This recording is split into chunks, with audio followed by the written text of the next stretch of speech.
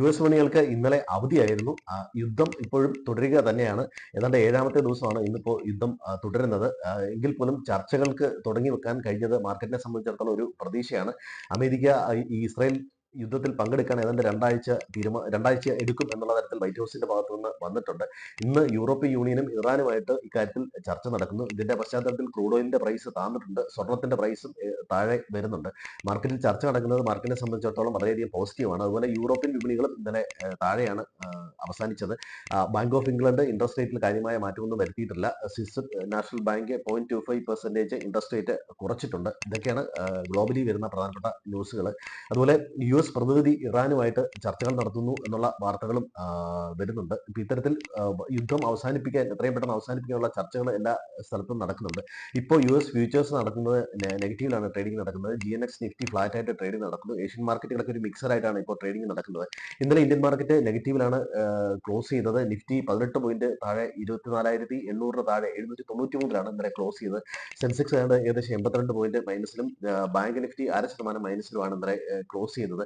മാർക്കറ്റിൽ ഇപ്പോഴും ഒരു സെല്ലിംഗ് പ്രഷർ നിൽക്കുന്നുണ്ട് എന്ന് തന്നെയാണ് കാണിക്കുന്നത്. ഇന്ത്യയുടെ അഡ്വാൻസ് ടാക്സ് ഫിഗേഴ്സ് വന്ന് 1.54 ലാക്സ് ക്രോർ ആണ് ഇപ്പോൾ പറയുന്നത്. ഇത് കഴിഞ്ഞ വർഷത്തെ അപേക്ഷിച്ച് 27% ഉയർന്ന നിലയിലാണ് കാണിക്കുന്നത്.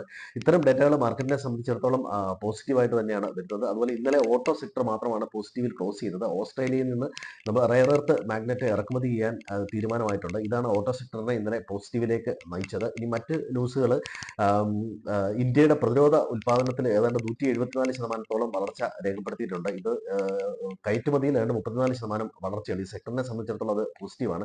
GDP വളർച്ച 6.2 തന്നെയാണ് ഗോൾഡ്മാൻ സാക്സ് ഇന്ത്യയുടെ വളർച്ച പ്രഡിക്റ്റ് ചെയ്തിരിക്കുന്നത്. മറ്റു മാർക്കറ്റുകളെല്ലാം സ്ട്രഗിൾ ചെയ്യുമ്പോഴും ഇന്ത്യയുടെ വളർച്ച 6 എബോവ് നിൽക്കുന്നത് വളരെയധികം പോസിറ്റീവാണ്.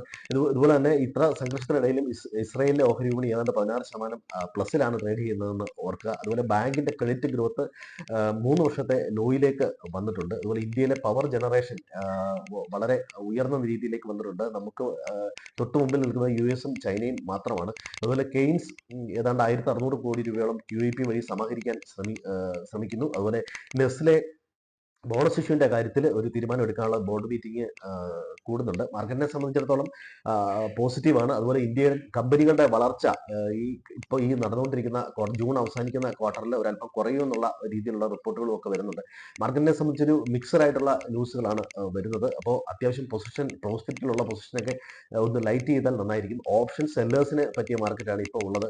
കാരണം കോളും പുട്ടും സെല്ല് ചെയ്തിരിക്കുന്ന ആൾക്കാർക്ക് അവരുടെ പ്രീമിയം ഡീക്ക് നല്ല രീതിയിൽ കിട്ടുന്നുണ്ട്.